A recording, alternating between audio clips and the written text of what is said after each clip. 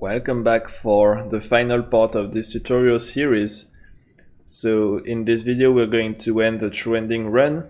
So now that we have all upgrades, we are ready to go fight Galvan and Elenor.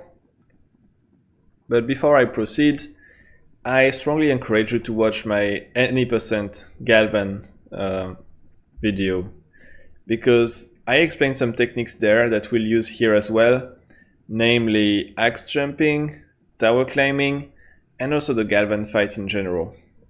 So it's fairly relevant to watch this before. Now, what we need to do here is to go to the top of the tower. So let me show you quickly on the map. So we want to go up there, and to do this we'll climb the tower from the outside on the right. So in any percent what we do is we climb this part here on the left. Alright. So to do this, we'll do the axe climb, and I usually start it from this portion of wall beneath me. So I would put the cloak like this, and then start to do the technique. And sometimes, I mean, it's not always, but I get already a nice start on the tower. But if not, you know, it's the usual stuff. So now we have to hold diagonal down left.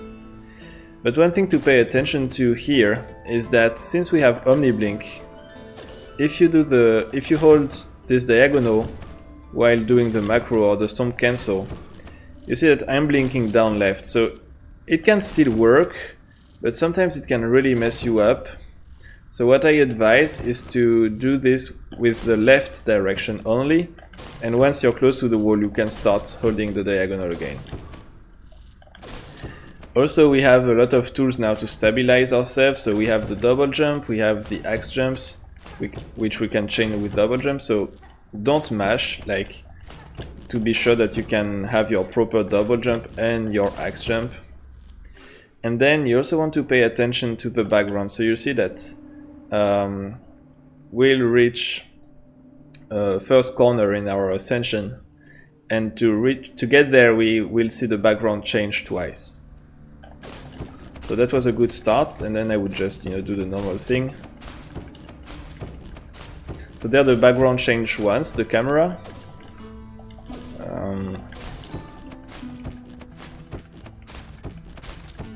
Now it changes a second time, and we are reaching this part here.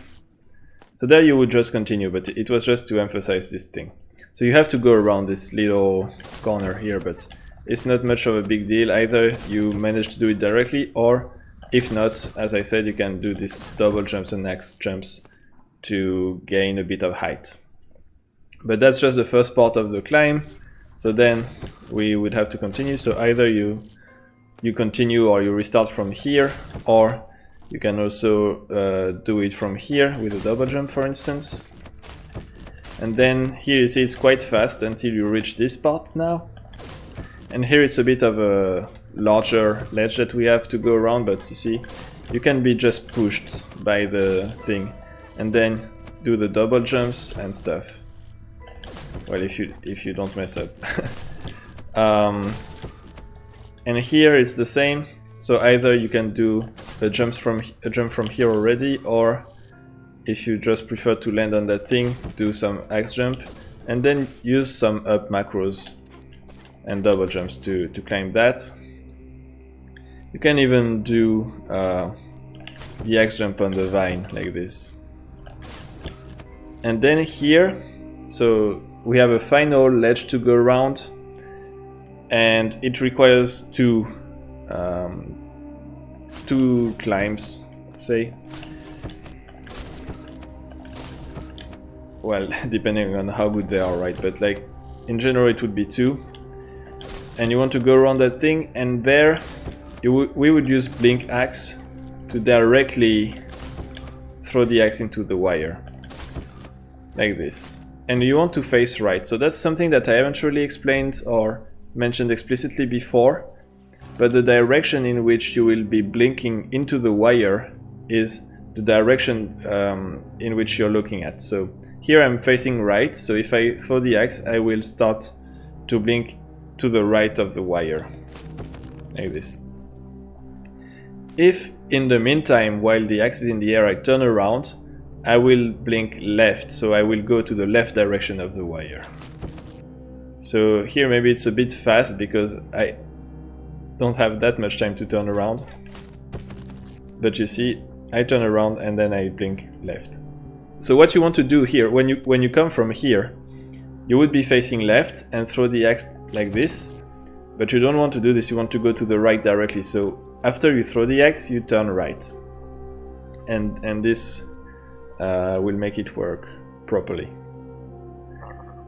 And actually it's just the same normally, like if you just blink not with the axe, it's the same way it works. It's just that if you're blinking, most probably you're facing the direction where the wire is. So that's why you may not have noticed this. So we were saying that, so you come from here, throw and turn around, and here is the same, you will throw and turn around, and there we are going to go to Galvan, and I'm going to show a small strat to go there a little bit faster. The idea is to chain up some double jumps, axe jump, and an up diagonal macro, so up left. Ideally, you may just get an up or a left, so try to alternate, but ideally you want some diagonals, and this allows us to reach the fight a little bit faster. So like this.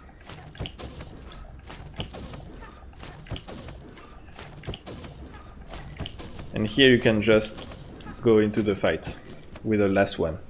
If you don't manage to do this, or if you don't want to do this, just do the normal thing. So you would come here, activate the button, and when you go, you can blink up.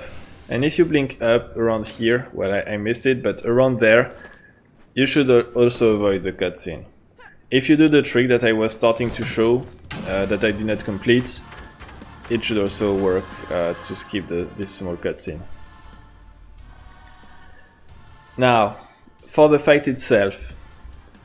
So now we have wire blink, so we don't have the problem of any percent where we have to do all these axe jumps. I mean, we can still do them, but we don't have to. But with blink axe, if you throw the axe into a wire, you will be blinking into the wire, and that's quite dangerous, so be very careful with this. And I would suggest to only throw the axe when you're sure that there's no wire in your way. And this is valid also for the first one. So the first one, we cannot throw the axe up too fast, because else we will blink into the wire before it disappears. We are just next to Galvan, he does his shield move, and we lose, well, here I would die because I don't have the shield, or we would lose the shield. But then for the rest of the fight, we just try to follow him around, use the upgrades that we have, so double jump to stabilize a little bit, and try to also be kind of close, but not too close in case he uses the shield. So again, we have to hit him 6 times. So here I wait a little bit before throwing this, then I start to do this. Here you see I'm a bit far, stabilize with the double jump, and then look at where he's going next. So we can reach wires quite fast, thanks to all of this. And you can go into the next wire already. Oops, so here you see I kind of messed up. So one thing that is important here in true ending, so this is going to be the last hit. Maybe I will miss it because I'm in the menu, but this is the last hit. What you really want to do is when the cutscene starts, not be below Galvan, because you don't want to touch the shield that he drops, and you want to be in the air and not in the wire. So that may sound complicated, but it's not that complicated. Just be in the air, not in a wire, not under him. And this is a trick that will allow us to get the shield after the cutscene. So like this, you see, it's just enough to jump like this. I'm not under him, so I'm not getting his shield. I'm in the air and I'm not in the wire. And you will see that after the cutscene in the second phase, I will have the shield with me now. which we will use for Elenor. So you can see it there. And here what we want to do is like the fast strat for any percent. So holding the down right diagonal, do a macro, and out of it do a cloak axe jump. And if we reach him directly, fine, but we also have the possibility to use the red cloak. So once we are close enough to him, we can use the red cloak to get really onto him. Be careful, it's kind of unstable, so if you don't maintain the red cloak, I mean, Lumina will wiggle a little bit and you can be ejected. But this is a kind of backup to ensure that this strat works. So something like this, and then you can stomp. Alright. So now we need to defeat Elenor, and that's the moment where we check that we also already have our 4 upgrades and that we haven't forgotten anything.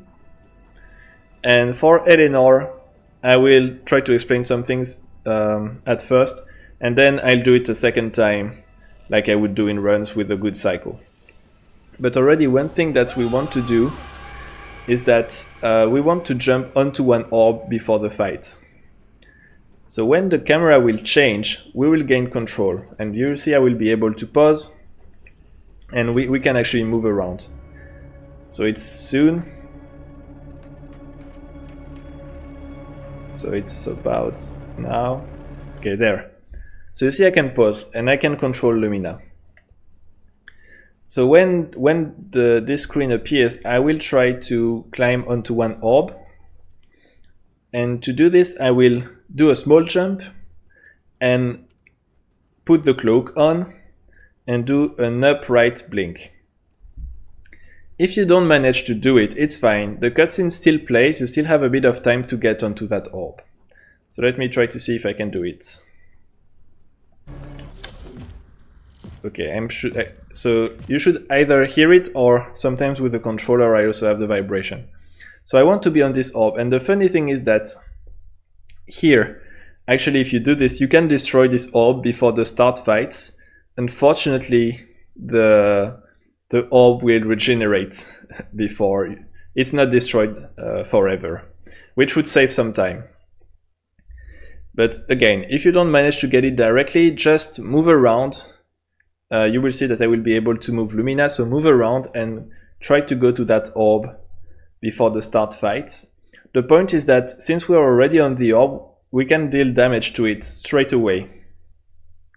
And it will be in a good position for a setup and for the good number of cycles. So the good number of cycles is 3, 4, 2 in my current setup. So the first orb will destroy in 3 hits, or rather 3, say Elenor will try to hit us. So we'll have to go back to the orb 3 times. The second one will do 4, and the last one will do 2. And this was the whole point of keeping the shield. We want to tank one last hit for the last one. And you know, if you just use the shield to protect yourself from another hit, it's totally fine. This fight is not easy, so it's an additional protection. Alright, so here you will see there the orb was destroyed, but then it regenerates. So you want to, if you did not stick to it, you want to be on this one, so the top right one, when the start actually the fight actually starts, sorry. And if not, or if you die, I will show the other setup. So why do we want this? The reason is that we have to stay on one orb as much as we can to destroy it. But Elenor will attack us. So to go away, we have to use, for instance, the red cloak or the other upgrades like double jump or omniblink to navigate this fight. And when we destroy the orb, it acts as a magnet. But the magnet is not at the location of the orb, it's at the location of Elenor. So ideally, to be ejected upwards or downwards, we want to be either on top of her or below her. And this setup does precisely this. So let's have a look at this. So here, you will see how I use the red cloak and double jumps to navigate and evade the attacks, and here I will destroy the orb above her, and I was pushed up. And then I will fall on this one and continue to attack this one. Now let's pretend for whatever reason I missed something and I'm out of cycle. It's okay, I will just go to, to another orb, and I want to show you what happens if I get ejected. So here, maybe that's not... Okay, I don't want to destroy it right now. Oh, she hit me, well. Fine, I needed to show what happens if you die anyway. So, if you die, just restart the cycle from an orb when it's down here. So this one, you would start the cycle here. Try to stay as close to the orb as you can. And then you will try to finish the cycle when it's in the bottom here. Is that enough? Yes, okay. So, you see I try to be under Elenor.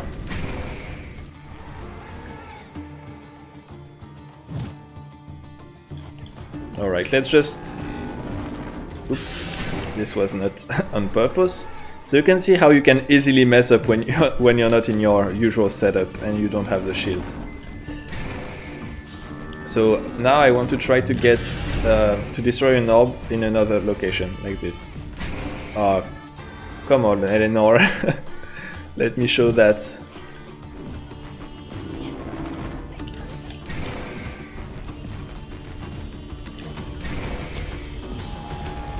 It's not gonna be okay. Okay, this should be fine. So you see I'm on the left and I'm pushed to the left. So it's really your position compared to Elenor that matters. Alright.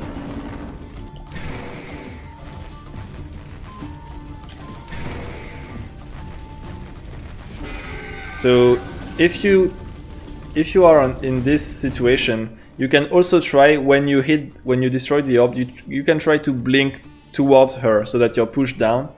But the timing may be a bit tight because you need to stay on the orb to destroy it. So this is something you can try, but if you don't get it all the time, it's okay. So here, I shouldn't have paused. So here what I'm going to do is I'm going to go straight to the normal setup that I use and show you how the fight is done.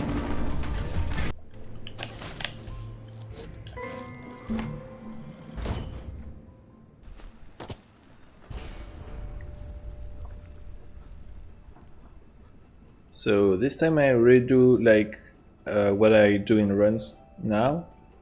So I'll try to be on the orb at the start, then destroy it in 3 iterations. It should destroy it when I'm on top. Then I will fall down to the one that's in the bottom. It will take me 4 iterations to destroy it, and I will destroy it in the bottom. And then the last one, I will have to dodge 1 attack, and then I will be able to tank the last hit, and that gains a bit of time.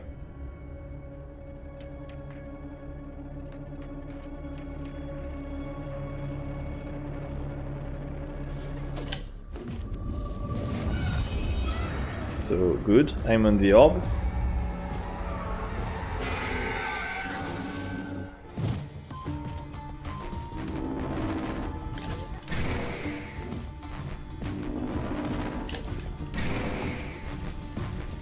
So first one on top, I fall down on this one.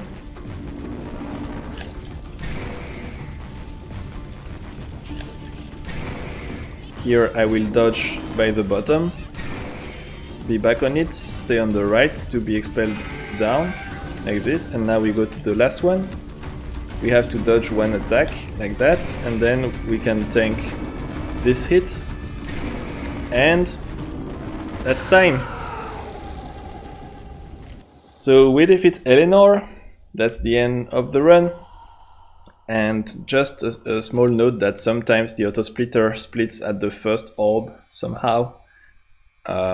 It's not usual, but it happens, so just be aware of this. But we have completed the true ending speedrun of the game. So I hope that this whole series of tutorials was useful, that you enjoyed it or learned some things. And that it will help you with the speedrun of the game. Once again, if you're interested in this speedrun, my main advice would be to join us on Discord so that we can interact. Also because these tutorials are a kind of snapshot of what we know now, but I may have forgotten some things, we may discover new things also. So the best way is to interact with us directly on Discord or even on streams or in the comments if you prefer this. So as a final word, I want to give once again a huge shout out to the speedrun community. And of course I want to pay tribute to Rain Games for making this amazing game. So that will be it for this series of tutorials. Stay tuned, don't hesitate to explore the rest of the channel, and I'll see you next time. Bye!